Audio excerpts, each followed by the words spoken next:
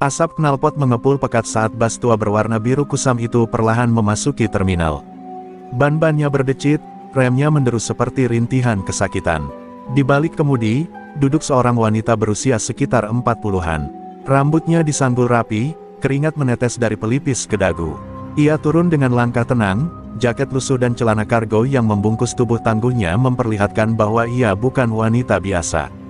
Dialah Rini Handayani, sopir wanita satu-satunya yang masih berani masuk terminal ini tanpa takut. Tapi hari ini, bukan hanya perjalanan yang akan ia selesaikan, melainkan masa lalunya sendiri. Suasana terminal bagaikan neraka siang bolong. Preman-preman berseliweran seperti raja kecil. Para sopir tua tunduk, para pedagang takut bicara. Di pojok, seorang ibu pemilik warung menangis diam-diam karena gerobaknya baru saja diobrak-abrik karena menolak membayar jatah preman. Tak ada polisi, tak ada harapan. Dan di tengah kericuhan itu, dua preman bertubuh kekar mendekati Rini. Bu sopir, baru pertama kali ya, di sini bayar dulu, 75.000, buat ongkos hidup kita, kata salah satu sambil menyeringai. Rini tak menjawab, ia menatap dua preman itu dengan tatapan dingin, seolah melihat dua batu yang tak penting. Ia menyulut rokok kreteknya, menarik napas dalam-dalam, lalu membuang asapnya ke udara seperti melepaskan beban dari masa silam. Kalian pikir kalian siapa? Suaranya datar. Preman yang satu mencengkeram kerah jaket Rini, tapi sebelum ia sempat mengangkat tangan, tubuhnya mendadak gemetar. Matanya membelalak, tanpa sebab yang jelas, ia jatuh terduduk, terengah-engah seperti kehabisan oksigen. Rini bahkan belum menyentuhnya, temannya panik. Hei, lo kenapa? Hei, tapi tak ada yang tahu apa yang baru saja terjadi. Semua yang melihat kejadian itu menjadi bisu. Para sopir yang biasa diam kini melirik, para pedagang yang terbiasa tunduk kini bertanya-tanya. Siapa perempuan itu? Bisik seorang calo, tapi Rini hanya mengangkat kembali rokoknya, mengisapnya pelan, lalu berjalan melewati dua preman itu seolah mereka tidak lebih dari daun kering yang tak berarti. Di sisi lain terminal, seorang wanita parubaya bernama Lestari memperhatikan dengan cemas. Ia mengenal wajah itu. Wajah seseorang yang pernah diceritakan dalam bisik-bisik di masa lalu. Tentang seorang perempuan yang dulu punya ilmu yang tak boleh disebutkan. Ilmu yang bisa membuat orang mati hanya dalam jarak sekilan, tak perlu menyentuh, cukup mendekat, dan nyawa melayang. Tapi bukankah ilmu itu sudah dikubur bersama masa lalu? Bukankah perempuan itu sudah bersumpah tak akan menggunakannya lagi? Rini duduk di bangku depan warung Lestari. Ia membuka botol air mineral, meminumnya seteguk. Wajahnya tenang, tapi hatinya berkecamuk. Ia bukan datang untuk mencari masalah. Tapi jika preman-preman ini terus melukai orang kecil, bisakah ia terus diam? Sudah cukup, Rini, kamu bukan pembunuh lagi, bisiknya pada diri sendiri. Tapi di bawah kulitnya, napas ilmu lama mulai bergerak. Terbangun, Lestari akhirnya memberanikan diri mendekat. Bu Rini, mereka bakal datang lagi. Mereka nggak bakal tinggal diam. Rini menoleh, menatap Lestari dengan mata yang redup namun dalam. Kalau mereka datang, aku akan menunggu, jawabnya pelan. Dan saat kata itu terucap, langit mendadak mendung, seolah alam pun tahu, terminal ini sedang menanti badai. Dan badai itu bernama Rini, mantan pemilik ilmu mati sekilan, yang telah mengubur kekuatannya jauh di dasar jiwanya. Tapi tanah itu kini retak, dan sesuatu yang mengerikan, sedang bangkit kembali. Langit sore itu seperti ikut murung. Awan menggantung rendah, membawa kabut tipis yang menyelimuti terminal dengan dingin yang menusuk tulang. Terminal semakin lengang, tapi bukan karena aktivitas mereda, melainkan karena ketegangan yang tak kasat mata. Kabar tentang dua preman yang tumbang, tanpa sebab, menyebar cepat, dan semua mata kini diam-diam mengikuti gerak Rini. Sementara itu, di sudut terminal, warung kecil milik Lestari berdiri dengan canggung, seakan menantang kehendak preman. Lestari sedang menanak nasi ketika tiga preman datang menghampiri. Mereka bukan preman biasa, ini anak buah langsung Bang Ucok, sang penguasa terminal. Warung sialan ini kenapa masih buka? Ujar salah satu dari mereka, menjatuhkan kursi plastik dengan tendangan. Lestari mencoba menjelaskan, gemetar, bahwa ia hanya berdagang demi hidup. Tapi mereka tak peduli. Mereka bukan datang untuk bicara, mereka datang untuk mengirim pesan. Pesan yang jelas ditujukan pada perempuan bernama Rini. Piring-piring beterbangan, gerobak ditendang, Kompor dilempar. Lestari hanya bisa menangis, tubuhnya jatuh ke lantai tanah saat salah satu preman menarik kerudungnya dengan kasar. Orang-orang melihat, tapi seperti biasa, tak satu pun berani membantu. Takut seperti biasa. Dunia di terminal sudah lama tunduk. Tapi kali ini, ada satu pasang kaki yang melangkah maju. Tanpa suara, tanpa gertakan, Rini muncul dari balik bayangan bas parkir, matanya dingin seperti senja yang mati. Apa kalian puas melukai orang tak berdaya? Suara Rini mengalun pelan, tapi mematikan. Preman-preman itu tertawa, mengira wanita ini hanya sok jagoan. Wah, ini yang bikin anak buah kita pingsan, ya. Gaya lo kayak pendekar film. Ejek mereka, tapi tawa mereka cepat membeku. Rini tidak bergerak, hanya berdiri satu jengkal dari salah satu preman. Dan dalam sekejap, preman itu mendadak lemas, wajahnya pucat, lalu roboh dengan tubuh kaku seperti kayu lapuk. Lagi-lagi tanpa satu pun sentuhan. Dua preman lainnya panik. Mereka mencoba kabur, tapi tubuh mereka terasa berat, seperti tertahan oleh udara. Nafas mereka sesak. Rini hanya melangkah perlahan ke arah mereka, satu jengkal, dua jengkal, dan mereka pun roboh dengan mata terbuka ketakutan. Di kejauhan, seseorang memekik. Astaga, dia bukan orang biasa, teriak seorang calo. Kekacauan berubah menjadi keheningan. Seakan waktu menahan napasnya, menyaksikan wanita ini berdiri di antara puing warung dan tubuh-tubuh yang tergeletak. Lestari hanya bisa menatap Rini dengan mata berkaca-kaca. Kenapa kamu lakukan ini? Bisiknya. Rini menunduk, lalu membantu Lestari berdiri. Karena kalau aku terus diam, tak akan ada habisnya. Suaranya berat, seolah mengandung ribuan luka masa lalu. Ia tahu, setiap kali ilmu itu digunakan, harga yang harus dibayar selalu ada. Bukan hanya nyawa yang melayang, tapi juga jiwanya yang makin terkikis. Dari kejauhan, seseorang memperhatikan. Seorang pria tinggi besar dengan kacamata hitam dan cincin batu akik di tangannya.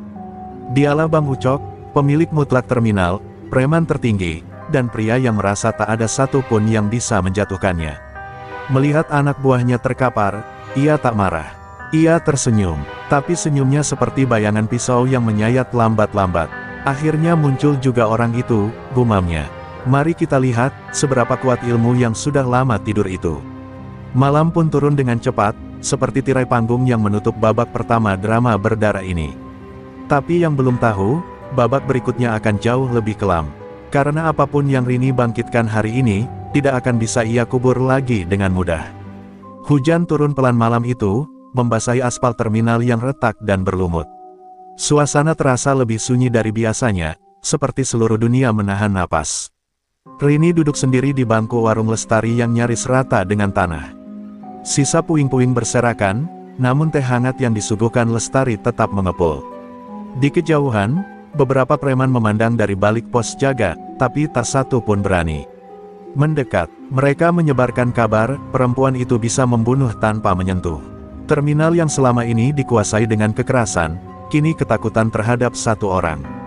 Dari arah selatan, seorang pemuda mendekat pelan-pelan sambil membawa payung. Namanya Andra, sopir muda yang baru 1 tahun ikut trayek antar kota.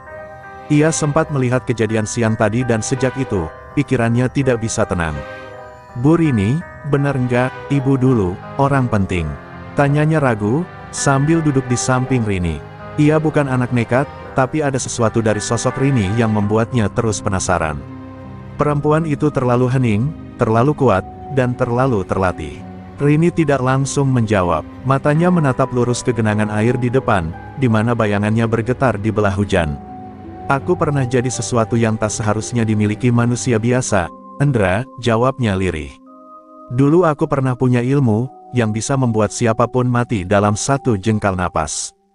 Tanpa luka, tanpa darah. Andra menelan ludah. Ini bukan dongeng. Ia menyaksikan sendiri tadi siang.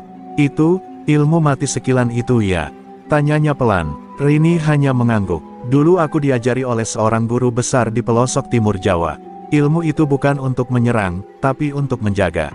Tapi aku menyalahgunakannya. Aku membunuh lebih dari yang seharusnya. Aku pikir aku sedang melindungi orang kecil. Tapi ternyata aku membuat banyak keluarga kehilangan orang yang mereka sayang. Lanjut Rini, suaranya mulai bergetar. Sampai akhirnya, Aku bersumpah untuk tak pernah menggunakannya lagi. Andra hanya diam, menatap perempuan itu dengan tatapan campur aduk antara kagum dan ngeri. Tapi, kenapa sekarang ibu pakai lagi? Tanyanya hati-hati. Rini menghela napas panjang. Karena aku sudah cukup lama menutup mata. Terminal ini penuh luka, orang-orang kecil disakiti setiap hari, dan kita semua hanya diam. Tapi diam tak menyembuhkan apa-apa. Kadang, luka harus dijahit paksa, meski dengan tangan berdarah. Petir menyambar di langit jauh. Listrik terminal sempat redup sesaat, menciptakan bayangan panjang dari tubuh Rini. Danra tahu, perempuan ini bukan hanya sopir biasa. Ia adalah sisa dari dunia gelap yang pernah dibersihkan dengan darah dan janji. Dan kini, janji itu retak perlahan. Tak jauh dari sana, di sebuah bangunan kosong dekat pos keamanan, Bang Ucok sedang duduk melingkar bersama 5 orang anak buahnya. Di tengah mereka, dibentangkan selembar foto usang, wajah Rini 15 tahun lalu, berdiri di antara tumpukan tubuh preman dengan tatapan dingin yang sama. Namanya Rini Handayani, dulu dijuluki, perempuan sekilan. Semua orang pikir dia sudah mati atau gila. Tapi ternyata, dia kembali, kata Bang Ucok, nadanya tak lagi santai. Kita butuh sesuatu yang lebih dari sekadar otot untuk melawan dia. Kita butuh dukun. Sementara itu, Rini berdiri pelan dari kursinya. Ia menatap langit yang masih menangis. Di dalam dadanya, sebuah luka lama mulai terbuka kembali. Dan dari lubang itu, bangkit sebuah kekuatan yang telah lama tidur. Dunia takkan sama lagi, bukan karena Rini ingin, tapi karena keadaan memaksanya. Dan jika darah harus kembali mengalir, maka ia akan pastikan, hanya yang pantas yang akan tumbang. Pagi di terminal seharusnya penuh kesibukan, klakson bas, teriakan calo, aroma nasi uduk dan gorengan yang mengepul. Tapi pagi ini berbeda, ada keheningan mencekam yang menyelimuti seluruh sudut terminal. Seolah setiap orang menunggu sesuatu yang tak mereka mengerti, tapi bisa mereka rasakan, bahaya yang tak terlihat tapi menekan dada. Para pedagang berbisik, para sopir diam-diam menatap arah pos besar di tengah terminal, markas kekuasaan Bang Ucok, raja tak resmi di tempat ini. Bang Ucok muncul dengan cara yang tidak pernah pelan. Tubuhnya tinggi besar, rambut disisir licin ke belakang, dan matanya tersembunyi di balik kacamata hitam berbingkai tebal. Di lehernya tergantung kalung liontin batu akik yang konon berasal dari kuburan tua. Di belakangnya, 5 anak buah andalannya mengikuti dengan langkah berat, seperti anjing-anjing pemburu yang baru dilepas. Kali ini, ia tidak tertawa seperti biasanya. Wajahnya kaku, rahangnya menggertak, menyimpan amarah dan rasa malu. Mana perempuan itu? Suara Bang Ucok menggelegar, menggema di antara dinding-dinding terminal yang berlumut. Tak ada yang menjawab, tak satu pun sopir atau pedagang berani menyebut nama Rini. Mereka tahu, satu kata bisa jadi pemicu ledakan. Tapi dari arah ujung terminal, Rini muncul perlahan. Mengenakan jaket lusuh yang sama, langkahnya tenang, tapi sorot matanya seperti kabut tajam yang menusuk malam. Ia berhenti 10 meter dari Bang Ucok, cukup dekat untuk memandang, tapi cukup jauh untuk tak memulai. Apa kamu yang bikin anak-anak gue tumbang kemarin? Tanya Bang Ucok, suaranya datar namun mengandung ancaman. Rini tidak menjawab, ia hanya mengangkat dagunya sedikit. Tak ada rasa takut, hanya tatapan kosong yang lebih menusuk dari 1000 hinaan. Bang Ucok mendekat 1 langkah. Gue gak peduli kamu siapa, atau ilmu apa yang lo punya. Di tempat ini, gue yang atur. Semua tunduk, termasuk lo. Rini menunduk sejenak, lalu berkata pelan, kalau aturanmu melukai orang lemah, maka aku akan merobek aturan itu. Dan kalau kau tetap berdiri di hadapanku, maka kau juga akan tumbang. Semua orang yang menyaksikan menahan napas. Tak ada yang pernah berani berbicara seperti itu kepada Bang Ucok, bahkan polisi pun memilih tutup mata terhadap urusan terminal ini. Tapi perempuan itu, perempuan yang mereka sebut, sekilan, tidak hanya bicara, tapi menantang. Bang Ucok tertawa pendek, seperti anjing yang menggonggong sebelum menggigit. Lo pikir gue takut? Ilmu lo tuh kuno, dunia udah berubah. Sekarang orang kayak gue punya akses ke kekuatan lain. Ia melambaikan tangannya ke arah belakang. Muncullah sosok aneh, seorang pria kurus, mengenakan jubah hitam dengan mata cekung seperti tengkorak. Wajahnya penuh simbol asing. Ia adalah seorang dukun bayaran, spesialis penghancur ilmu-ilmu tua. Rini menatap dukun itu, dan untuk pertama kalinya, wajahnya berubah. Bukan takut, tapi kecewa. Kalian bawa jin ke medan manusia.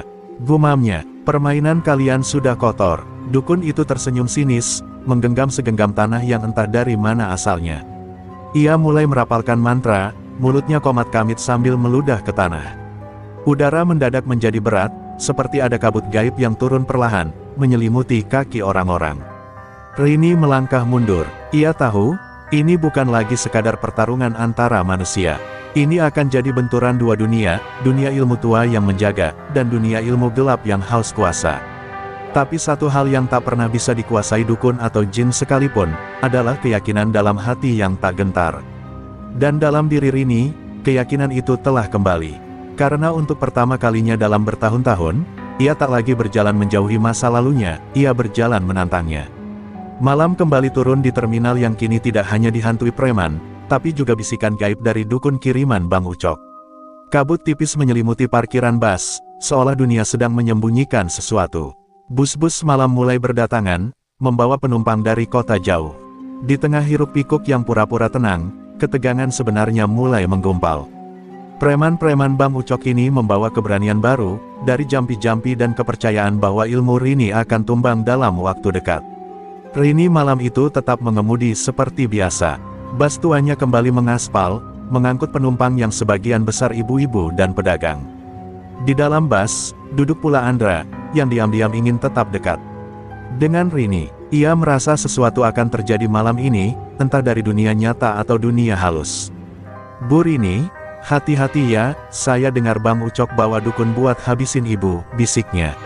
Rini hanya tersenyum tipis, yang mereka panggil tak akan berani menatap langsung padaku. Namun begitu bus sampai di titik masuk terminal, 3 preman sudah menunggu di depan portal masuk. Mereka menghentikan bus dan naik tanpa izin.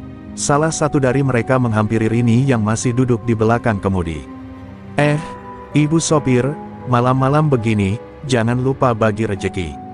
100.000 cukup buat lewat, atau bus ini tidur di luar, ucapnya sambil mengayunkan besi tipis di tangannya. Penumpang mulai resah. Beberapa ibu-ibu memeluk tas mereka erat-erat. Andra yang duduk tak jauh dari kemudi berdiri, jangan ganggu Bu Rini, Bang. Kami cuma mau cari makan.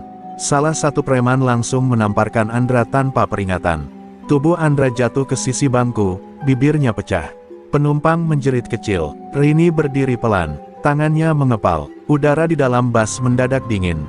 Terlalu dingin untuk malam di terminal pesisir. Ia menatap sang preman yang baru saja menyentuh Andra. Kau baru saja menggali kuburanmu sendiri, bisiknya pelan. Preman itu tertawa meremehkan, namun dalam sekejap, tubuhnya kaku. Wajahnya membiru. Ia meraba dadanya sendiri dengan panik, lalu terjatuh ke lantai bus dengan mata terbuka dan tubuh menggigil. 2 preman lainnya berlari ketakutan, menuruni bus tanpa berani menoleh. Penumpang terdiam, tak ada darah, tak ada luka, tapi semua tahu, ada sesuatu yang jauh lebih berbahaya dari senjata yang baru saja bergerak dalam sunyi, ilmu mati sekilan. Andra bangkit dengan bantuan Rini. Wajahnya penuh luka, tapi sorot matanya berbeda. Ia tidak hanya melihat Rini sebagai sopir lagi, ia melihatnya sebagai penjaga, sebagai pelindung. Ibu, kenapa tidak membunuh mereka semua saja? Tanyanya dengan napas terengah. Rini menjawab tanpa menatap, karena aku bukan Algojo. Aku hanya akan menjatuhkan yang benar-benar melanggar garis. Biar mereka tahu, bahwa kejahatan tak bisa bebas selamanya.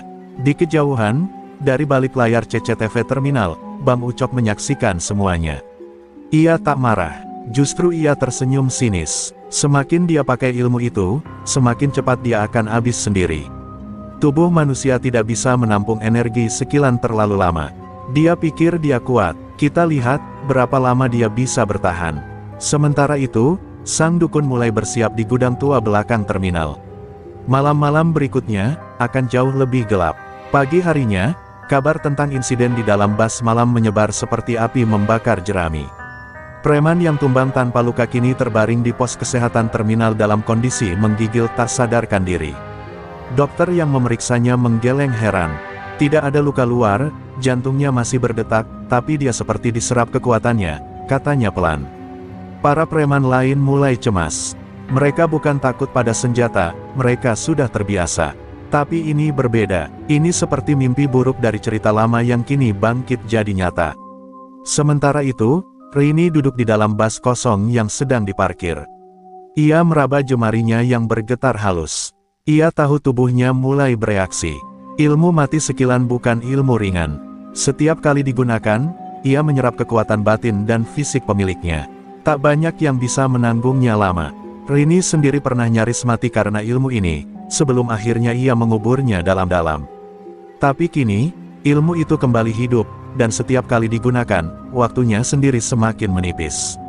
Andra datang membawa teh panas dan sebungkus roti. Ia tahu Rini belum makan sejak semalam. "Ibu, saya bisa bantu.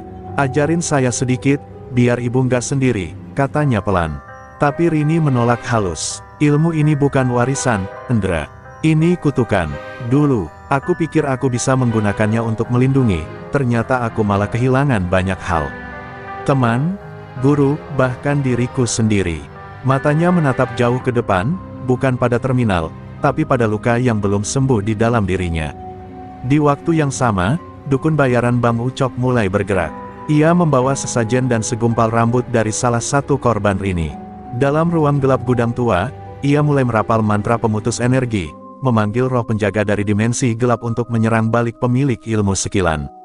"Tunjukkan kelemahannya, retakkan pikirannya, hancurkan pusat tenaganya," gumam sang dukun sambil menyayat telapak tangannya dan meneteskan darahnya ke atas tanah liat merah. Kabut hitam merayap di lantai gudang. Malam pun datang kembali. Kali ini Rini merasa sesuatu yang aneh. Udara terasa lebih berat. Ada bisikan samar di telinganya saat ia memeriksa bas. Ia menoleh cepat, tapi tak ada siapa-siapa. Kaca spion berembun walau udara panas. Saat ia menyentuhnya, tiba-tiba bayangan wajahnya berubah menjadi sosok wanita tua bermata putih. Roh yang dipanggil dukun sedang menguji batas pertahanannya. Rini mundur selangkah, tapi ia tidak takut. "Kau hanya roh bayaran. Aku pernah menghadapi yang lebih tua dari kalian," katanya tenang. Namun setelah roh itu menghilang, Rini jatuh terduduk. Darah menetes dari hidungnya, napasnya berat. Ia menyandarkan diri di dinding bas, menggenggam dada kirinya. Ilmu itu perlahan menuntut balasan. Tapi bukan hanya tubuhnya yang terkikis, pikirannya pun mulai retak. Ingatan-ingatan lama muncul satu persatu. Wajah sahabatnya yang mati karena pertarungan dulu. Tangan gurunya yang menutup mata terakhir kalinya sambil berkata, "Kau terlalu muda untuk menanggung beban ilmu ini."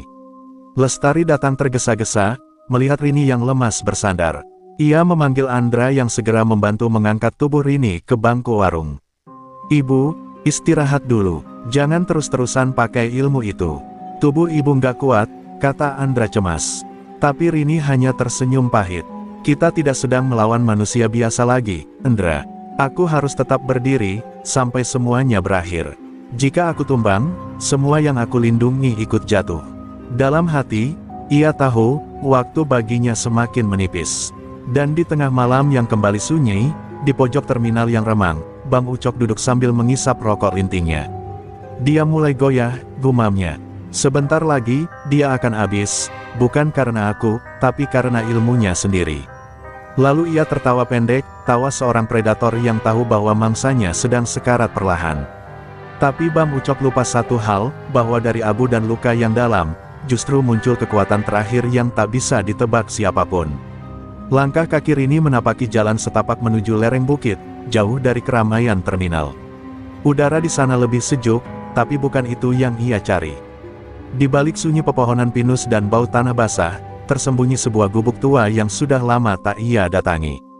Gubuk itu milik seseorang yang dulu ia tinggalkan tanpa pamit.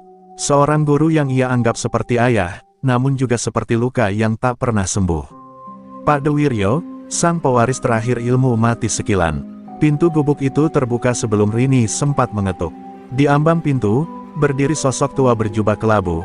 Rambutnya telah memutih semua, tapi sorot matanya masih tajam menembus jiwa. "Akhirnya kau kembali," ucap Pak Dewiryo, tanpa senyum, tanpa pelukan. Rini menunduk, seperti anak kecil yang ketahuan mencuri.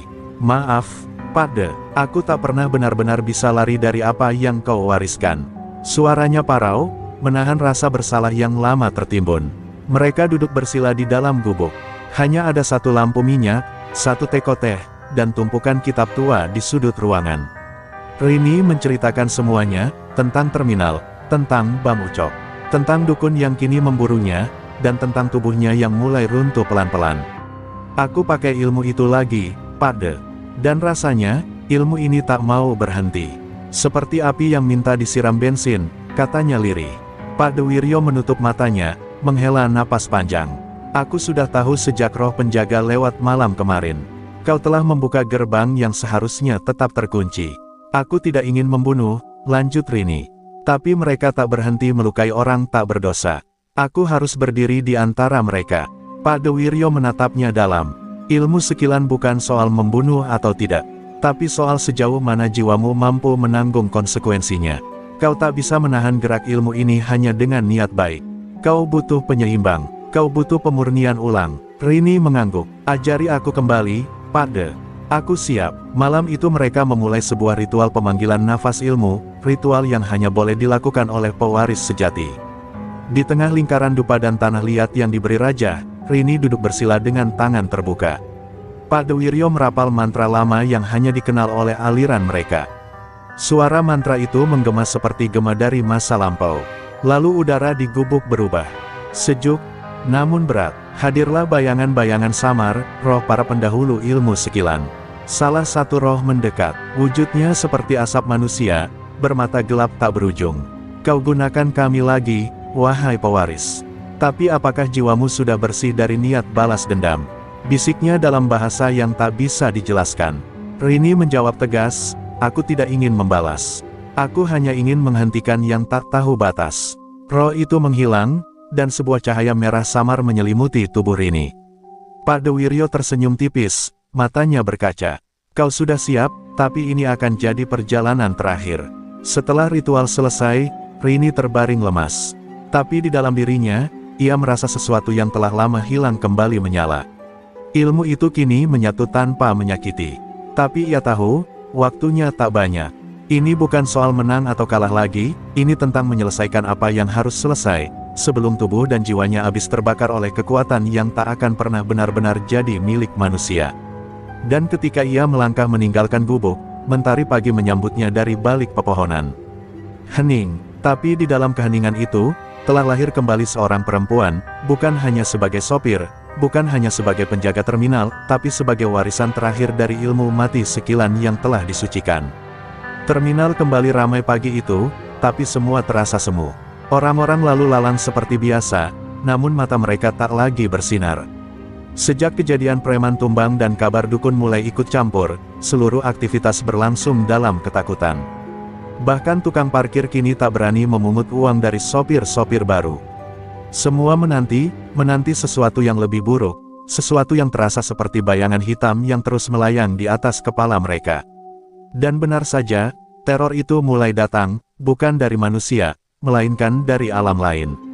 Pagi itu seorang sopir bus ditemukan kaku di kursi kemudi dengan wajah penuh ketakutan, matanya membelalak, mulutnya masih terbuka seolah hendak berteriak. Tidak ada luka, tidak ada darah, tapi rohnya seolah dicabut paksa. Di tubuhnya tertulis sebuah rajah merah yang menyala samar, bayar utangmu pada penguasa terminal. Orang-orang menjerit, beberapa sopir memilih putar balik dan tak jadi narik trayek hari itu. Pasar sepi, dan hanya suara angin yang menggoyang spanduk-spanduk tua. Lestari menangis saat melihat jasad sopir itu diangkut petugas. Mereka sudah main ilmu hitam, bukan main pukul lagi, gumamnya. Andra menatap warung yang kini seperti tempat perlindungan terakhir di tengah lautan ketakutan. Mana Bu Rini? Kenapa belum kembali juga? Lestari tak menjawab, ia hanya menatap ke ujung jalan, berharap seseorang muncul di antara kabut pagi. Ia tahu Rini pergi mencari sesuatu, atau seseorang, tapi waktunya semakin sempit. Dan tepat saat mentari tergelincir ke timur, dari arah bukit muncul siluet yang ditunggu-tunggu. Rini turun perlahan dari truk tua yang ditumpanginya. Tubuhnya masih tegak, tapi langkahnya lebih tenang. Ada aura baru dalam dirinya, bukan hanya kekuatan, tapi ketenangan yang memancar dari dalam. Ia telah kembali sebagai sosok yang sudah menyatu dengan ilmunya. Tapi begitu ia menginjak aspal terminal, Rini langsung berhenti. Udara berubah, sesosok bayangan berdiri di hadapannya. Itu bukan manusia, sosok itu tinggi, berjubah hitam, wajahnya buram seperti kabut, dan matanya merah menyala. Ia berdiri di tengah keramaian tapi tak seorang pun bisa melihatnya kecuali Rini. Itu adalah panglima gaib dari dukun Bang Ucok, roh pembunuh yang hanya bisa dilawan oleh energi sejati dari lawan yang sepadan. Kau menantang kekuatan penguasa alam bawah, gumam sosok itu, suaranya seperti denting logam karatan. Rini menjawab tenang, kau berdiri di tempat yang salah. Terminal ini milik orang-orang kecil, bukan roh-roh rakus sepertimu. Seketika, tubuh bayangan itu melesat. Angin menderu, dan kaca-kaca warung pecah tanpa sebab. Orang-orang berteriak, berlari berhamburan. Tapi Rini tetap berdiri. Ia menutup matanya, menarik napas, dan dalam sekejap, tubuhnya memancarkan cahaya samar. Tangannya hanya bergerak satu jengkal ke depan, namun cukup untuk menghentikan sosok gaib itu di tengah jalan. Benturan terjadi tanpa suara, hanya getaran tanah dan gemetar udara menjadi saksi, pertarungan antara dua kekuatan dari dua dunia. Dengan satu hentakan, Rini mengarahkan telapak tangannya ke tanah. Suara mantra Padewiryo bergema di dalam kepalanya. Cahaya merah menyebar dari telapak kaki Rini ke seluruh penjuru terminal, memotong aliran energi hitam. Sosok bayangan itu melolong, tubuhnya tercerai berantakan seperti asap terbakar. Dalam beberapa detik, semuanya lenyap. Keheningan kembali, dan semua mata yang tadi tak bisa melihat kini memandang Rini dengan wajah penuh takjub dan takut. Tapi Rini tidak berbangga, ia tahu, ini baru permulaan. Karena yang ia hadapi tadi bukan dukun itu sendiri. Ia baru menghancurkan utusan pertama. Dan Bang Ucok, di pos pengawas, menggertakkan giginya sambil menatap bayangan Rini dari balik kaca buram. Kalau dia tidak mau tunduk, maka kita bawa dia ke dunia kita. Sebuah rencana baru mulai digerakkan.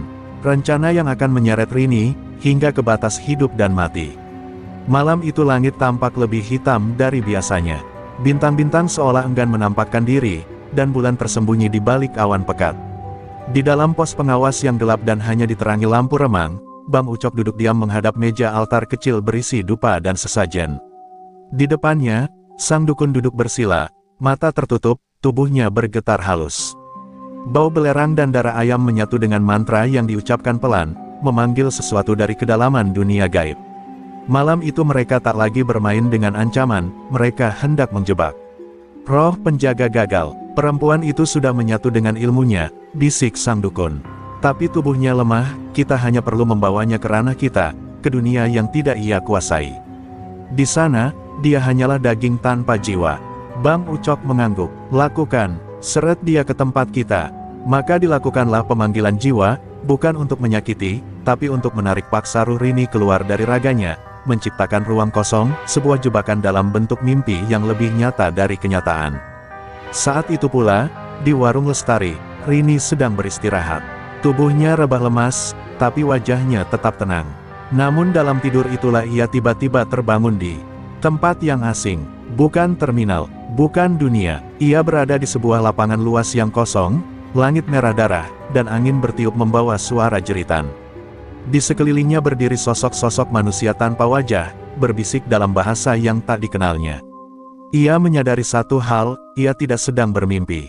Ia telah masuk ke dalam ranah roh. Tiba-tiba tanah di depannya retak, dan dari dalamnya muncul Bang Ucok, tapi kali ini wajahnya tak seperti manusia. Matanya hitam pekat, lidahnya menjulur panjang seperti ular. Selamat datang, Rini, di neraka yang kau tolak selama ini. Suaranya menggema dari segala arah. Di tempat ini, ilmu sekilanmu tak ada arti. Di sini, hanya aku dan kekuatanku yang berkuasa. Rini mencoba bergerak, tapi tubuhnya berat, seolah jiwanya ditahan oleh tanah itu sendiri. Ia berusaha melawan, tapi seperti dicengkeram oleh ribuan tangan tak terlihat. Sosok-sosok roh tanpa wajah mulai mendekat, membentuk lingkaran. Mereka tertawa, menari, mengiris udara dengan suara yang bisa memecah kewarasan. Tapi Rini tak menyerah. Di dalam kepalanya, suara Padewiryo bergema, jangan biarkan mereka menentukan bentuk dirimu. Dimanapun kau berada, kau tetap pewaris. Cahaya itu bukan pada tempat, tapi pada hatimu. Dan saat itulah Rini merapatkan tangan, membentuk mudra kuno yang hanya diketahui oleh penjaga ilmu sejati. Mantra dipanjatkan dalam batin. Tiba-tiba tubuh Rini mulai bersinar samar, dan satu persatu roh tanpa wajah itu terbakar seperti kertas kering tersulut api. Jeritan menggema, Bang Ucok berusaha menyerang, tapi cahaya dari dalam tubuh Rini menahan setiap langkahnya. Kau pikir bisa membawa jiwaku ke tempat ini dan menang? bisik Rini. Aku pernah melihat dunia yang lebih gelap dari ini. Tapi aku masih memilih terang. Dengan teriakan terakhir, Rini menghentakkan kakinya ke tanah roh. Cahaya meledak dari dalam tubuhnya. Rini terbangun dengan napas terengah. Keringat membasahi seluruh tubuhnya. Andra dan Lestari yang duduk di dekatnya langsung mendekat panik. Ibu nggak apa-apa. Rini hanya tersenyum tipis, meski wajahnya sangat pucat. Mereka mencoba menarikku masuk, tapi mereka lupa satu hal, aku bukan hanya pemilik ilmu sekilan, aku adalah pewaris roh penjaga cahaya. Tapi di balik senyuman itu, ia tahu, Dukun dan Bang Ucok tidak akan berhenti. Mereka gagal menarik jiwanya, tapi kini pasti akan mencoba menghancurkan raganya. Dan saat dini hari menjelang, sebuah suara dari pengeras suara terminal terdengar. Suara Bang Ucok, dingin dan keras. Lebih besar dari, besok sore, Rini. Aku tunggu kau di lapangan tengah terminal. Selesaikan ini, 1 lawan 1, tak ada pelarian. Sore itu, langit seperti enggan memilih warna. Antara merah, kelabu, dan ungu. Terminal dipenuhi kerumunan orang yang berdiri dalam diam, membentuk lingkaran di lapangan tengah. Tak ada satupun yang berani bersuara, seolah udara telah menguap dari tempat itu. Di tengah lingkaran, Bang Ucok berdiri dengan tangan bersedekap, mengenakan jaket kulit hitam dan celana loreng. Di belakangnya, sang dukun berdiri sambil memegang kendi berisi darah ayam hitam, siap mengunci tubuh Rini dari kejauhan jika diperlukan. Dari arah timur, suara langkah pelan terdengar, dan muncullah Rini. Tak ada kesan angkuh di wajahnya, tak pula ketakutan. Ia hanya mengenakan seragam sopir lusuh dan sehelai selendang hitam pemberian Pak Dewiryo yang melambai tertiup angin. Di belakangnya, Andra dan Lestari berdiri mematung, mata mereka basah, tak yakin apakah sore ini mereka akan menyaksikan kemenangan, atau perpisahan selamanya. Tapi Rini tetap berjalan, setiap langkahnya seperti dentang jam menuju takdir yang tak bisa ditolak. Sudah siap mati, Bu Sopir, ejek Bang Ucok dengan senyum sinis. Terminal ini milik gue, lo cuman pengganggu masa lalu yang lupa tempat. Rini tak membalas. Ia hanya berdiri 3 langkah di depannya dan menatap mata pria itu dalam-dalam. Aku bukan ingin menguasai terminal ini. Tapi aku tidak akan diam ketika orang-orang kecil diinjak seenaknya. Kau bukan penguasa, Ucok. Kau penyakit. Suasana memanas. Orang-orang menahan napas. Dukun mulai merapal mantra di belakang garis, membentuk penghalang gaib agar pertarungan tak bisa diganggu. Bang Ucok menyerang lebih dulu. Tinju kirinya meluncur deras, tapi Rini menghindar dengan sedikit gerakan kepala. Tangannya membalas dengan satu hentakan ke dada Ucok, tak keras, tapi cukup membuatnya tersentak. Ucok maju lagi, kali ini dengan tendangan berputar. Rini terguling tapi langsung berdiri. Namun saat Ucok menyerang kembali, tubuh Rini tiba-tiba tertahan, mantra dari sang dukun mulai bekerja. Seluruh tubuhnya seperti dibalut rantai tak kasat mata. Ucok memanfaatkan momen itu. Ia menghajar Rini berkali-kali, dan semua orang hanya bisa menonton. Darah mengalir dari sudut bibir Rini, namun matanya tidak padam. Dalam detik yang panjang, Rini memejamkan mata dan merapal mantra pelindung dalam hati. Welas asih adalah senjataku, kekuatan cahaya adalah jalanku. Tiba-tiba, selendang hitam di lehernya menyala merah, dan seluruh energi dukun langsung terhempas seperti dipukul badai. Rini berdiri kembali, tubuhnya gemetar, tapi mata dan langkahnya lebih tegak dari sebelumnya. Ini terminal, bukan neraka. Dan kau, sudah terlalu lama membuat orang lupa tentang harapan. Ia menghentakkan telapak kakinya ke tanah. Sebuah gelombang tak kasat mata menggetarkan udara. Bang Ucok berusaha menangkis, tapi tubuhnya terangkat dan terhempas ke belakang, menghantam tiang besi. Suara retak terdengar, dan ia terjatuh tak bangun lagi. Sang dukun berlari, hendak merapal ulang mantranya, tapi sebelum sempat, Rini menatapnya. Hanya tatapan, namun cukup untuk membuatnya jatuh tersungkur dan muntah darah. Kembalilah ke dunia asalmu, bisik Rini. Dukun itu menjerit dan kabur, diikuti kabut hitam yang lenyap di telan angin. Suasana terminal sunyi, lalu perlahan, satu persatu orang mulai bertepuk tangan. Bukan dalam sorak, tapi dalam penghormatan. Rini berlutut, bukan karena kalah, tapi karena tubuhnya tak mampu lagi menahan beban ilmu yang meledak dari dalam. Andra dan Lestari segera mendekat, menahan tubuhnya. Bu Rini, bertahan ya, Bu, bisik Andra panik, tapi Rini tersenyum. Aku sudah menyelesaikan tugasku, kini saatnya kalian menjaganya. Dan di bawah langit terminal yang perlahan memerah oleh senja, Rini menutup mata, bukan untuk mati, tapi untuk mengakhiri satu bab dalam hidupnya, sebagai penjaga yang telah menebus segalanya. Rini terbaring di atas tikar lusuh di warung Lestari. Wajahnya pucat, nafasnya pelan, seakan-akan hanya sehelai rambut yang memisahkannya dari kematian. Di sekelilingnya, Lestari dan Andra bergantian menjaga, tak henti memegangi tangannya yang semakin dingin. Dia terlalu banyak menggunakan tenaga batin, ucap Lestari lirih, air matanya terus menetes.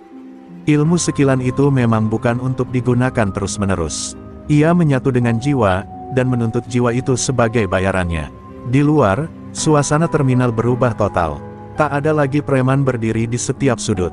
Tak ada lagi ancaman. Para sopir mulai tersenyum kembali, pedagang kecil kembali buka lapak, dan bus-bus datang serta pergi tanpa rasa takut. Semua ini berkat Rini, tapi hanya sedikit yang tahu, di balik kedamaian itu, ada satu jiwa yang kini tergantung di batas antara hidup dan mati. Hening menggantung di warung Lestari. Tak seorang pun berani bicara tentang kemungkinan terburuk. Malam itu, Andra duduk di samping Rini sambil menggenggam buku kecil peninggalan Pak Dewiryo yang diberikan diam-diam sebelum Rini berangkat ke pertarungan. Di dalamnya, terdapat satu halaman terakhir yang berisi tulisan tangan, jika kau berada di ambang hidup dan mati, ikuti suara dalam hatimu. Kau bisa kembali, jika hatimu masih memilih untuk berjuang. Air mata Andra menetes. Bu, kalau ibu dengar, kami semua butuh ibu. Terminal ini butuh ibu. Jangan pergi. Sementara itu, dalam dimensi batin yang sunyi, Rini berjalan sendirian di lorong panjang berwarna kelabu. Tak ada suara, tak ada arah, hanya rasa hampa dan cahaya samar di kejauhan. Ia mengenali tempat itu. Ia pernah berada di ambang ini, di masa lalu. Dan seperti dulu, di ujung lorong itu berdiri sosok Pak Dewiryo, tersenyum lembut. Kau masih belum selesai, Rini, katanya. Jiwamu lelah, tapi hatimu belum menyerah. Lihatlah ke belakang. Rini menoleh, dan dari kejauhan ia melihat bayangan-bayangan kecil. Lestari yang menangis sambil memegang tangannya. Andra yang berdoa di sampingnya. Seorang anak kecil yang tersenyum di terminal, sopir tua yang kini bisa bekerja tanpa dipalak, dan perempuan-perempuan pasar yang kini bisa berjualan tenang. Semua itu adalah hidup yang ia selamatkan. Matanya berkaca. Apakah aku masih boleh kembali? Tanyanya dengan suara hampir tak terdengar. Pak Dewiryo mengangguk. Jika niatmu tetap bersih, jika langkahmu masih untuk melindungi, maka pintu itu takkan pernah tertutup. Lorong itu pun mulai bersinar. Tubuh Rini terserap cahaya, dan dalam sekejap, semua kembali gelap. Tapi di dunia nyata, napas Rini yang sempat nyaris terhenti perlahan mulai kembali. Andra tersentak saat melihat dadanya naik turun perlahan. Bu Rini sadar, Bu Rini hidup. Lestari memeluk Rini sambil menangis keras. Alhamdulillah, Rini, kau kembali. Bisik-bisik kabar menyebar cepat ke seluruh terminal. Para sopir yang mendengar langsung berkumpul, membawa bunga, makanan, bahkan hanya sekadar berdiri sambil menunduk hormat. Malam itu, terminal kembali hidup bukan hanya karena preman hilang, tapi karena seorang perempuan yang memilih kembali dari ambang kematian, demi mereka yang tak punya siapa-siapa. Dan di balik dinding warung, seekor burung hitam bertengger, menatap Rini dari kejauhan. Lalu terbang ke langit yang mulai cerah. Pertanda bahwa malam panjang telah berlalu. Tapi kisah ini, masih jauh dari selesai.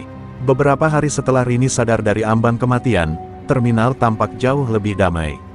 Namun di balik ketenangan itu, Rini tahu, kekosongan yang ditinggalkan Bang Ucok pasti menarik sesuatu yang lebih gelap. Dalam dunia bawah, kekuasaan yang runtuh tak pernah lama dibiarkan kosong. Sudah ada bisik-bisik tentang gerakan baru, tentang sekelompok preman dari luar kota, yang mendengar cerita tentang kekuatan ilmu mati sekilan, dan kini ingin menantang langsung pemiliknya. Pagi itu, sebuah bus antar kota berhenti di pinggir terminal. 3 pria turun dari dalamnya, masing-masing membawa aura yang membuat udara mendadak berat. Salah satunya mengenakan jaket kulit putih dengan simbol aneh di punggungnya, simbol sebuah kelompok preman dari Lampung yang dikenal bengis dan tak kenal aturan. Mereka menyebut diri mereka, Taring Hitam, dan ketiganya adalah penjagal utama dari kelompok itu. Mereka tak datang untuk berdagang, bukan pula untuk berdamai, mereka datang membawa darah. Rini, yang sudah mulai pulih, duduk di bangku warung sambil meminum teh hangat. Andra datang terburu-buru, wajahnya cemas. "Bu, kita kedatangan tamu dari luar. Bukan orang biasa, mereka langsung cari ibu." Rini hanya menghela napas, lalu meletakkan cangkirnya. "Awan belum benar-benar bersih kalau masih ada yang ingin mengotori tanah ini," gumamnya lirih. Ia berdiri, dan selendang hitam warisan Pak De kembali melingkar di lehernya. Sore itu, 3 anggota taring hitam mendatangi lapangan tengah terminal. Mereka tak berbicara, hanya menatap semua orang seperti hewan. "Buruan!" Salah satu dari mereka bahkan memukul kepala calo hanya karena tak sengaja menyenggol bahunya. Darah mengalir, semua orang diam, tak ada yang berani melawan. Tapi dari arah selatan, langkah Rini terdengar. Tenang, tidak terburu-buru. Ia berjalan sendiri, dengan tangan di balik punggung, menghadapi mereka seperti menghadapi angin sore. "Aku dengar kalian datang untuk menantangku," ucap Rini tenang. Pria berjaket putih menyeringai, "Kami tidak percaya cerita tentang ilmu tua. Kami mau lihat sendiri, apakah kau memang pantas ditakuti." Rini tak menjawab, ia hanya menatap mereka satu persatu, menelusuri aura gelap yang menempel di tubuh mereka. "Kalian membawa darah ke tanah yang baru saja disucikan. Itu kesalahan pertama kalian. Kesalahan kedua, adalah mengira aku masih perempuan biasa." Salah satu dari mereka maju dengan golok panjang, dan tanpa aba-aba langsung menyerang. Tapi dalam sekejap, tubuhnya berhenti di udara. Tak ada yang menyentuhnya, tak ada yang terlihat, tapi darah menetes dari lehernya, lalu ia jatuh seperti karung. 2 lainnya terkejut. Rini masih berdiri di tempat, belum bergerak satu langkah pun. Ini bukan tentang siapa yang paling kuat. Ini tentang siapa yang paling siap mati demi melindungi. Pria berjaket putih meludah ke tanah, lalu mengisyaratkan temannya untuk mundur. "Kita akan kembali, tapi tidak dengan 3 orang. Kali berikutnya, seluruh taring hitam akan datang. Dan saat itu, ilmu tua itu tak akan cukup menyelamatkanmu." Mereka pergi tanpa menoleh lagi. Rini menatap ke arah mereka menghilang, lalu berkata pelan, "Datanglah. Aku bukan penjaga terminal ini karena aku ingin, tapi karena tak ada orang lain yang berani berdiri." Malam itu, di balik bayang-bayang tiang lampu, Andra mencatat sesuatu di buku kecilnya. Ia sadar, Rini bukan hanya legenda, tapi benteng terakhir antara harapan dan kehancuran. Dan apapun yang akan datang, ia takkan membiarkan Rini bertarung sendirian lagi. Sebab perjuangan belum selesai, justru baru dimulai. 3 hari setelah pertemuan itu, suasana di terminal mulai berubah lagi. Bukan karena kekacauan yang nyata, tapi karena ketegangan yang terasa di udara. Para sopir menjadi lebih waspada. Lestari menyuruh anak-anak warungnya pulang lebih awal. Bahkan pengamen dan calo yang biasanya ceria memilih duduk diam. Semua tahu, ancaman dari kelompok taring hitam bukan gertakan semata. Mereka dikenal kejam, datang membawa dendam dan kebencian yang diwariskan turun-temurun. Andra tak tinggal diam. Ia menghubungi beberapa sopir lama yang pernah menjadi korban taring hitam di terminal lain. Dari mereka, ia mendapat kabar bahwa lebih dari 30 orang dari kelompok itu kini sedang dalam perjalanan menuju terminal mereka. Mereka bukan hanya datang untuk bertarung, mereka datang untuk menghabisi Rini dan menjadikan terminal itu sebagai basis baru kekuasaan. "Bu Rini, kita harus pergi. Mereka bukan main-main," kata Andra malam itu, suaranya gemetar. Tapi Rini hanya duduk menatap langit. Ia tahu waktunya hampir habis. Tubuhnya sudah tidak sekuat dulu, dan ilmu mati sekilan dalam dirinya semakin liar. Setiap kali digunakan, ia merasa sebagian jiwanya tercerabut perlahan. Namun Rini tidak mundur. "Kalau aku pergi, mereka tidak akan berhenti. Mereka akan menyiksa kalian satu persatu. Terminal ini bukan cuma tempat kerja. Ini rumah. Dan rumah, harus dipertahankan sampai titik darah terakhir," ucapnya lirih, namun tegas. Sementara itu, di perbatasan kota, puluhan motor dan truk kecil mulai bergerak. Para anggota taring hitam mengenakan pakaian gelap, membawa senjata tajam dan benda-benda mistis. Di antara mereka, seorang lelaki tinggi besar dengan luka di wajah berdiri di atas mobil bak terbuka. Ia adalah Rengga, pemimpin cabang utama taring hitam. Dulu ia dikenal sebagai Algojo, preman pelabuhan di Sumatera, dan kini ia ingin menjadikan Rini sebagai tumbal atas ambisi barunya, menguasai seluruh jalur transportasi di Pulau Jawa. Malam menjelang, di terminal, Rini berdiri di atas atap bas kosong, menatap jauh ke ujung jalan. Ia merapal mantra pemanggil cahaya pelindung yang diajarkan Pak Dewiryo, menanam titik-titik energi di setiap sudut terminal. Tak ada yang tahu apa yang dia lakukan, tapi semua merasakan udara mulai berubah. Listrik berkedip-kedip, angin menderu pelan meski langit tak menunjukkan hujan. Seolah alam pun tahu bahwa perang besar akan segera pecah. Andra dan para sopir berkumpul, membawa benda-benda seadanya, kayu, besi bekas, rantai. Mereka bukan pendekar, mereka bukan prajurit, tapi keberanian mereka dibentuk oleh rasa kehilangan, dan mereka tahu, kalau Rini jatuh, terminal ini akan jadi neraka. Bu Rini, apa kita bisa menang? Tanya Andra. Rini menatap mereka semua, satu persatu. Aku tidak butuh kalian menang. Aku hanya butuh kalian berdiri. Karena kalau kita semua berdiri, tak ada kekuatan gelap pun yang bisa membuat kita tunduk. Dan tepat tengah malam, saat kabut turun menutupi aspal, suara deru mesin terdengar dari kejauhan. Lampu-lampu kendaraan menyala seperti mata iblis dalam gelap. Mereka datang. Puluhan orang turun dari mobil, tertawa, bersiap menghancurkan segalanya. Rangga melangkah paling depan, senyumnya lebar seperti binatang buas yang mencium darah. Tapi sebelum satu langkah pun menapak ke dalam halaman terminal, langit menyala merah, dan sebuah cahaya seperti api membentuk lingkaran besar di tengah lapangan.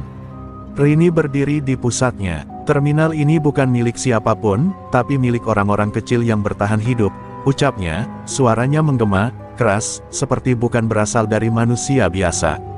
Dan malam itu, perang pun dimulai. Api, darah, dan doa akan menjadi saksi, bahwa sekali lagi, seorang perempuan akan berdiri menghadapi badai. Seorang sopir, seorang legenda, mantan pemilik ilmu mati sekilan, yang tak akan membiarkan kegelapan merebut rumahnya. Deru mesin, teriakan, dan suara besi beradu meledak menjadi simfoni kekacauan. Puluhan anggota taring hitam menyerbu masuk dengan parang, rantai, dan tongkat besi. Namun tak satu pun dari mereka menyangka bahwa malam ini terminal telah berubah menjadi medan yang disiapkan untuk menelan keangkuhan.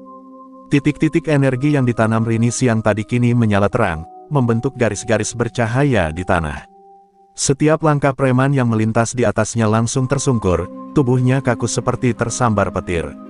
Rangga, sang pemimpin, menggeram marah melihat anak buahnya jatuh satu persatu tanpa bisa menyentuh lawan. Ia melompat ke depan, menghantamkan tongkat berujung besi ke tanah, membuat retakan kecil. Kau pikir cahaya bisa menghentikan gelap, Rini?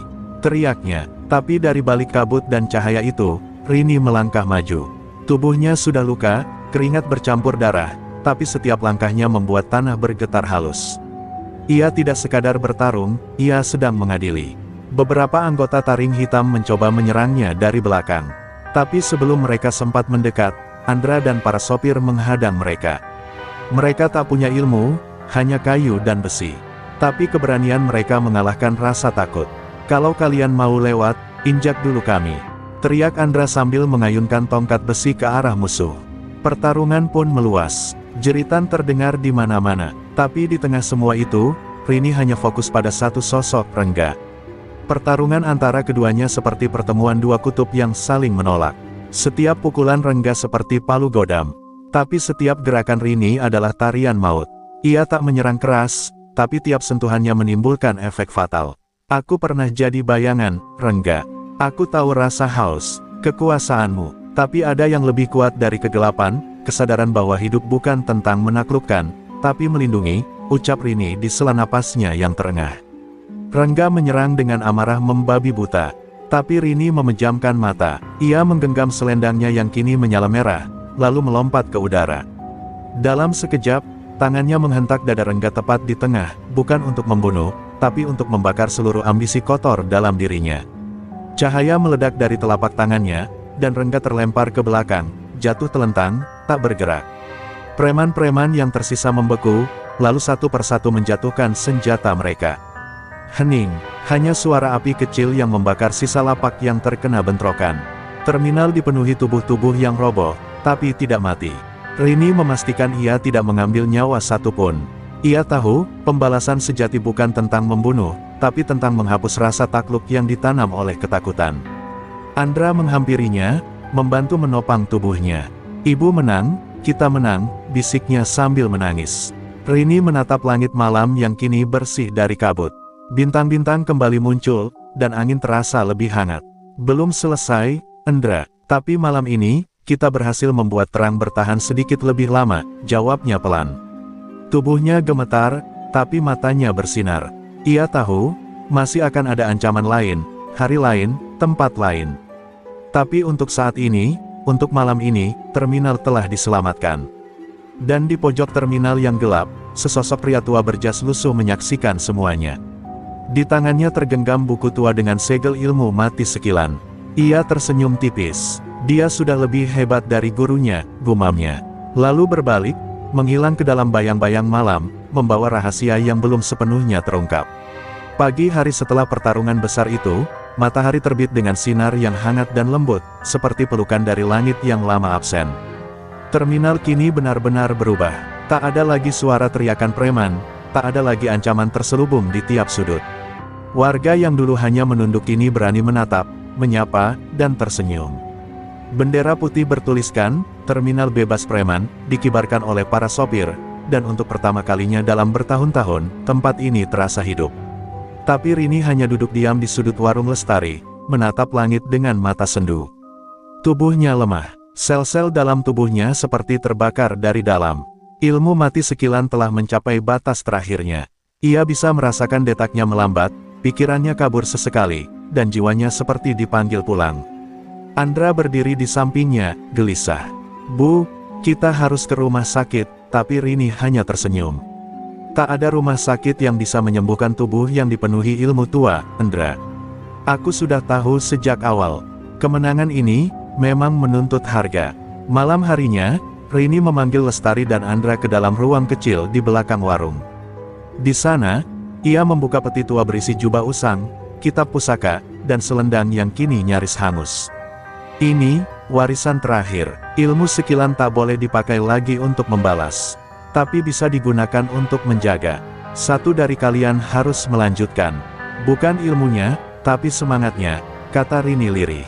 Tangannya gemetar saat memindahkan jubah itu ke pangkuan Lestari. Lestari menangis. Aku bukan siapa-siapa, Rin, aku cuma jualan kopi, bukan pejuang. Tapi Rini menatapnya lembut. Kau tahu rasa takut, tapi kau juga tahu rasa kehilangan.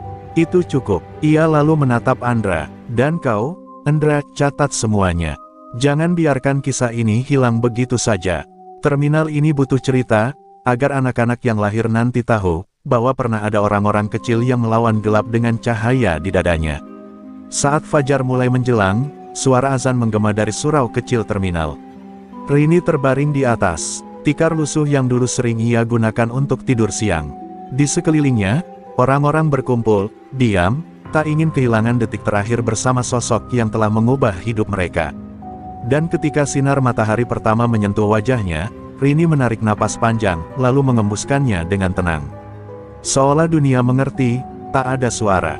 Hanya keheningan yang menyelimuti terminal. Berita kepergian Rini menyebar cepat. Tidak hanya di terminal itu, tapi ke seluruh jalur sopir lintas Jawa.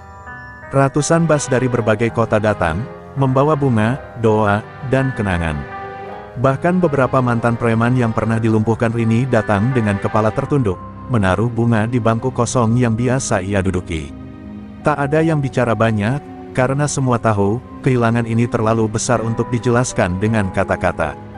Beberapa hari kemudian, terminal berdiri dengan wajah baru.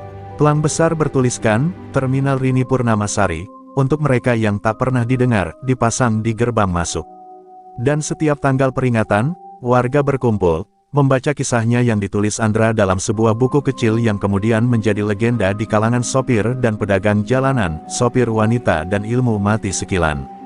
Rini memang telah pergi. Tapi warisannya tidak. Ia meninggalkan lebih dari sekadar kemenangan, ia meninggalkan nyala. Nyala yang akan terus hidup dalam tiap roda bus yang berputar, dalam tiap langkah orang kecil yang berani berdiri. Dan selama langit masih menyinari terminal itu, cerita tentangnya akan terus diceritakan dari satu generasi ke generasi berikutnya. Karena legenda sejati, tak pernah benar-benar mati.